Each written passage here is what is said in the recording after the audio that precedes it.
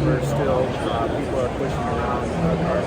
And so this is a real easy entryway for them to get into automation and to their associates and stuff to kind of embrace the concept of them helping to take away that unneeded walking between their facilities. So, certainly there are other solutions that you find here, say at Modex, that also offer AGVs or AMRs, and their situations, they have wonderful products as well. Ours is at a much lower cost price.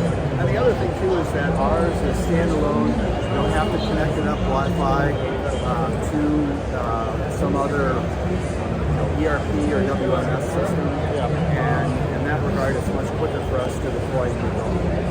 Okay, so what's some mistakes that people in this field make that other companies in the field make that you don't make? So I think the big thing is you have to understand the environment that it's going into. I mean, when we look at the parts, I always put it as like three categories. First category is education, that educate the customer and stuff and the user about how to use the product and what its limitations are.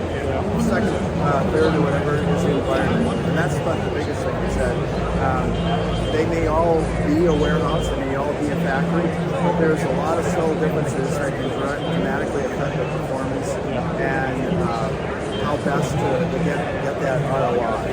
And then the last one is there's certainly something about the part so maybe there's some limitation in the higher payload capacity, some bulkier items, other features that we can add. We always continue to refine our product. So when we have engaged with customers like yourself and stuff at these shows, we take that feedback from them, and then the next time we come out with a product, we'll try to integrate in the most valuable features that everybody can.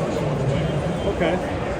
So last question, just like for someone like me who doesn't know anything about automation or robotics and stuff, like what's something that I should know about your company that like isn't obvious?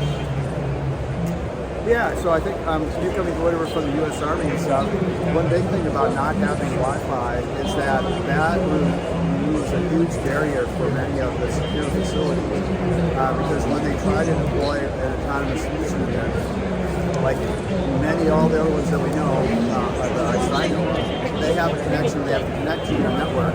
Yeah. And by connecting to your network, that means you have to make sure that that's a secure connection, and you have to make sure that there's no vulnerabilities. Okay. By not having that aspect, then that allows whatever to more quickly deploy, and you don't have to worry or whatever about that as a threat. And so that's a big thing